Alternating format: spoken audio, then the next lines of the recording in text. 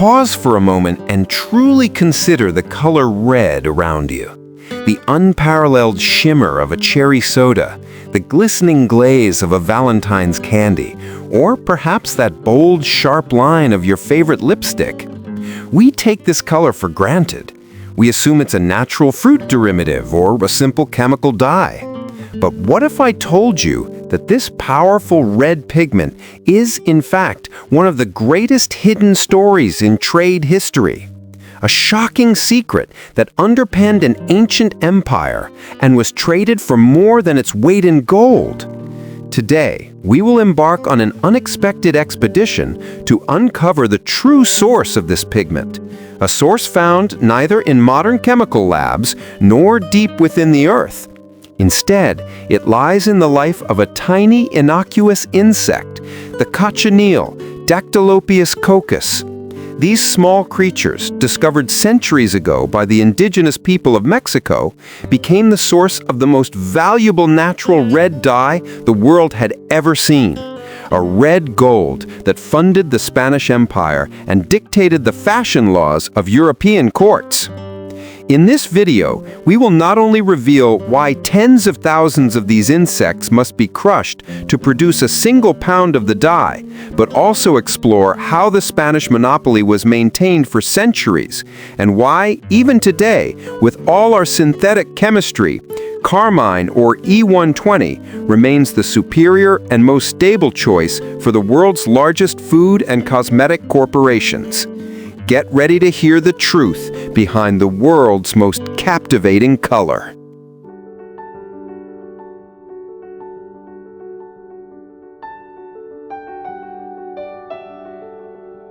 So, what exactly is this creature that holds the secret to the world's most desired red? It is the Dactylopius coccus, better known as cochineal. These are not just any bugs, they are tiny, sedentary scale insects that live a parasitic life, exclusively feeding on the juices of the opuntia, or nopal cactus. The female cochineal, which we are primarily interested in, is wingless and spends its entire life firmly attached to the cactus pad, covered in a distinctive white, waxy cotton-like coating, a natural defense mechanism. The stunning red we seek is not the insect itself, but the powerful biocompound it produces, Carminic Acid. This acid, which makes up a staggering 17 to 24% of the insect's dried body weight, is its ultimate defense against predators. When the female insect is crushed, this concentrated crimson-red fluid is released. It is this sheer, concentrated power that makes cochineal red so far superior to any other natural red dye discovered by the Europeans at the time. But here is where the true cost and exclusivity of the color is revealed. Because the insects are so small and the acid is so concentrated, the sheer numbers required are astronomical. To produce just 1 kilogram, 2.2 pounds of carminic acid, you need approximately 150,000 pregnant female insects. This labor-intensive, delicate harvesting process, mostly still done by hand using small brushes, is why, historically, and even today, the pigment remains a luxury. In ancient Mexico, it was traded as a precious commodity. By the time it reached the European markets, its final price could exceed its weight in gold, justifying the historical moniker, red gold.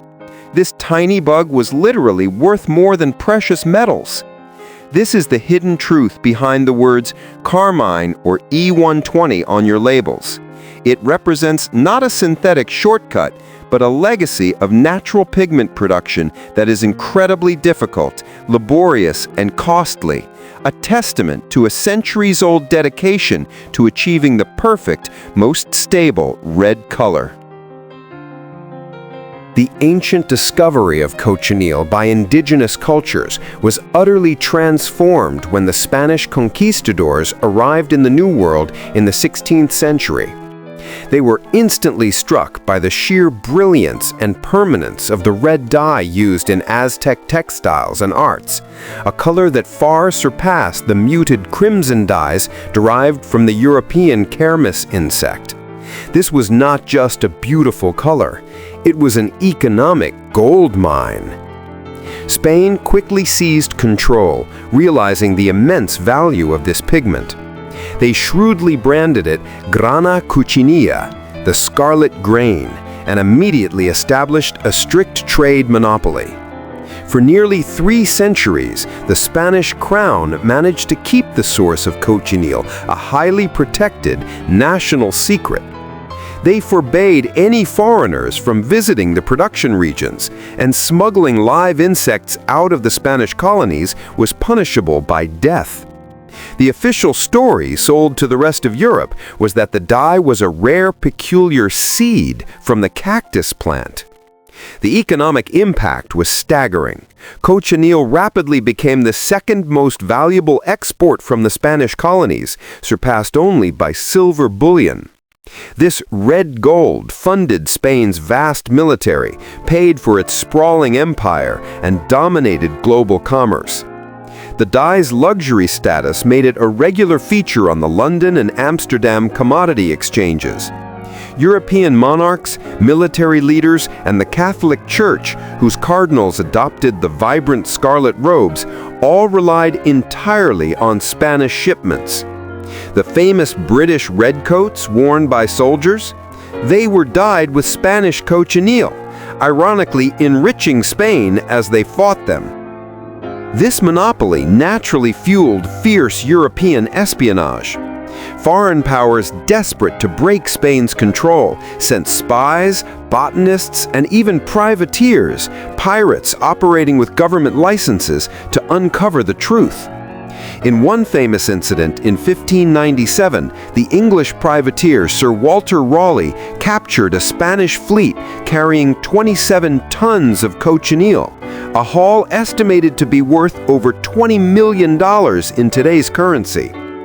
Yet even when English and French biologists finally determined the source was an insect in the 18th century, attempts to cultivate it outside of the specific climate of the Americas repeatedly failed. Spain's secret was protected by nature itself, cementing its market dominance until the early 1800s. The reign of red gold finally came to a dramatic end in the mid-19th century, not through espionage or war, but through the relentless force of industrial chemistry.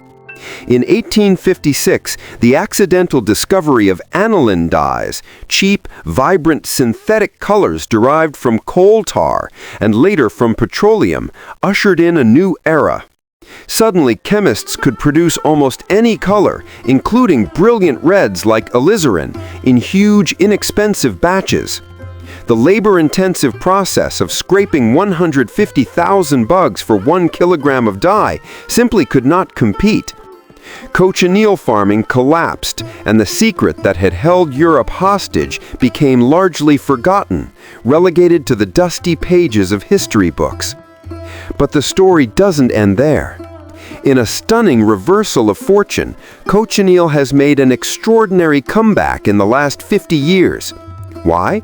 Because the very synthetic dyes that replaced it, such as Red 40, came under intense scrutiny.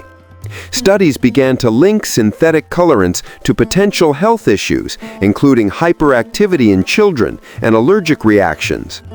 Consumers worldwide, demanding clean labels and natural ingredients, forced major corporations to look for safer alternatives.